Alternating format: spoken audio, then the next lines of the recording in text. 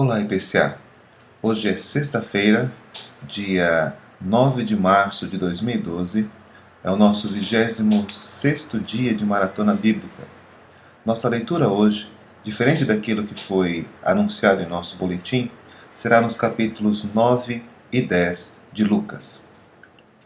Nesta passagem, há duas questões que ocupam a nossa atenção central. A primeira delas é aquilo que se dizia, aquilo que as multidões diziam a respeito de Jesus. E a segunda, a decisão de Jesus de ir para Jerusalém e ali sofrer a crucificação pelos nossos pecados. No capítulo 9, nós temos a instrução de Jesus aos discípulos para que eles fossem às cidades pregar o reino de Deus e curar os enfermos. Esta missão foi realizada com grande proveito e grande alegria, de forma a despertar a curiosidade até mesmo do tetrarca Herodes, que se esforçava por ver Jesus. As multidões viam aquilo que Jesus e seus discípulos faziam e consideravam que João Batista, a quem Herodes havia matado, havia ressuscitado dos mortos, ou que Elias apareceu, ou que um dos profetas havia ressurgido. Os discípulos confirmam estas opiniões da multidão.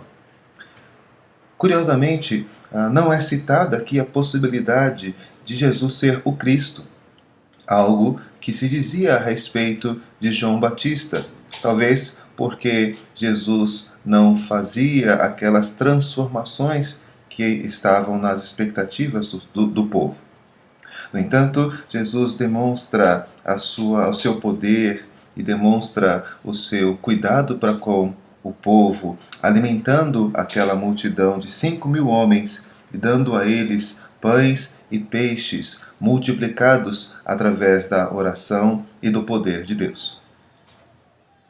É nesse contexto que Jesus então pergunta aos seus discípulos o que eles pensam acerca de Jesus.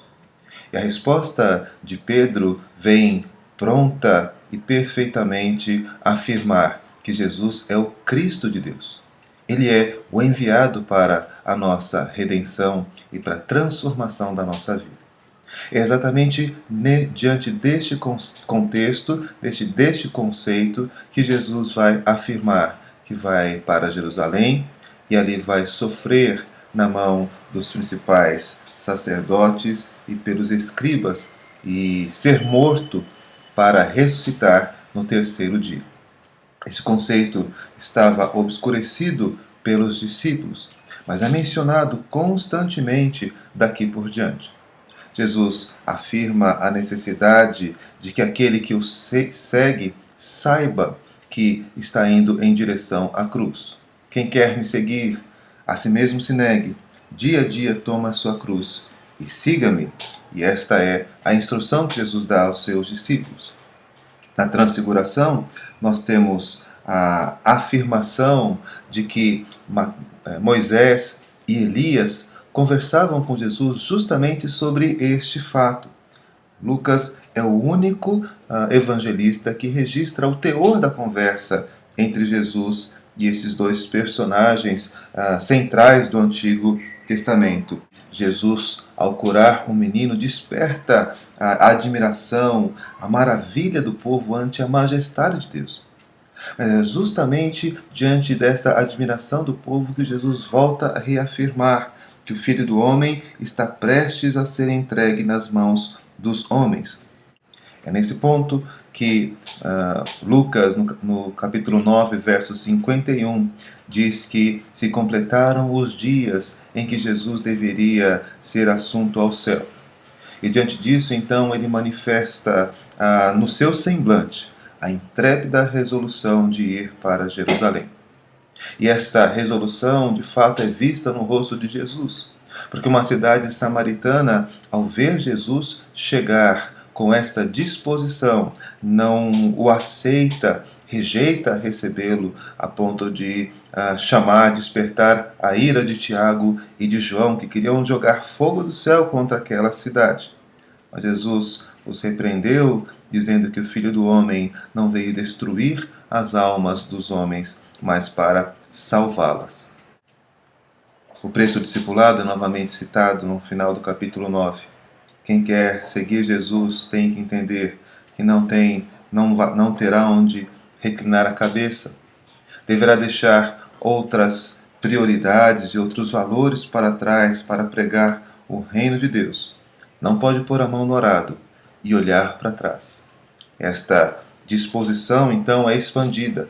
Não apenas os 12 são autorizados a pregar o reino de Deus, mas agora outros 70 são enviados para realizar a mesma missão, anunciando o Evangelho de cidade em cidade. Está expandindo o número de proclamadores do Evangelho, e esta é a mensagem que Lucas quer trazer para nós. Diversas cidades são chamadas à atenção por não terem recebido o Evangelho, por não terem se arrependido diante da mensagem que Jesus havia lhes trazido. Isso sim despertaria sobre elas a ira e a condenação de Deus, porque quem rejeita Jesus, rejeita também aquele que o enviou. E o coração do Evangelho, no capítulo 9, descrito de modo positivo, receber Jesus.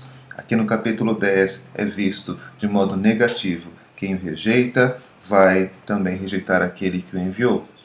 Quem se envergonhar do nome de Jesus, ele também se envergonhará diante dessas pessoas diante do Pai Celestial.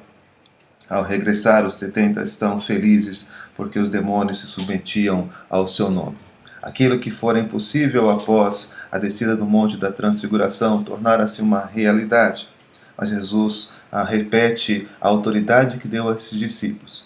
Mas se lembra que a questão mais importante é que o nome deles está registrado nos céus.